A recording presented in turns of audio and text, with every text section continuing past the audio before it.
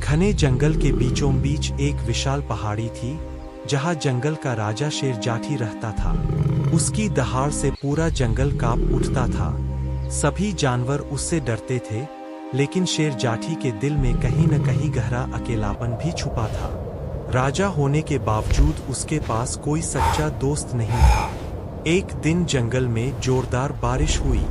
बारिश रुकने के बाद शेर जाठी अपनी गुफा से बाहर निकला।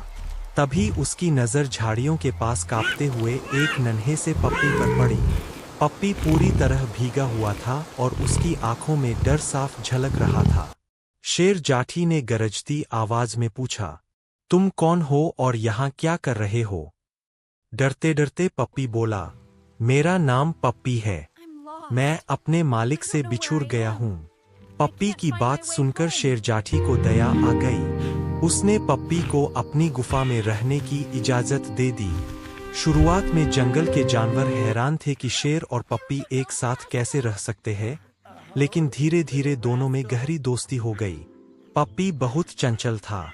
कभी वह शेर जाठी की पूंछ पकड़कर खेलता, तो कभी उसकी पीठ पर चढ़ जाता।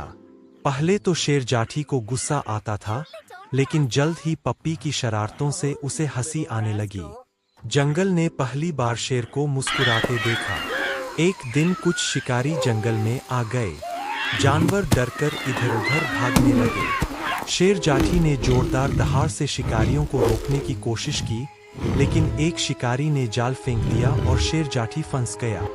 राजा को असहाय देखकर सब चुप हो गए, लेकिन पप्पी नहीं डरा। उसने जोर जोर से भौंकना शुरू किया और शिकारियों के पैरों के चारों ओर दौड़ने लगा। उसकी आवाज सुनकर पास के गांव के लोग आ गए। शिकारियों को पकड़ लिया गया और शेर जाठी को आजाद कर दिया गया। शेर जाठी की आंखों में आंसू थे। उसने पप्पी से कहा, तुम छोटे हो, लेकिन दिल से बहुत बड़े हो। उस दिन से जंगल में यह सीख फैल गई कि दोस्ती ताकत या आकार से नहीं, बल्कि सच्चे दिल से होती है। शेर जाठी और पप्पी की दोस्ती जंगल की सबसे मशहूर कहानी बन गई।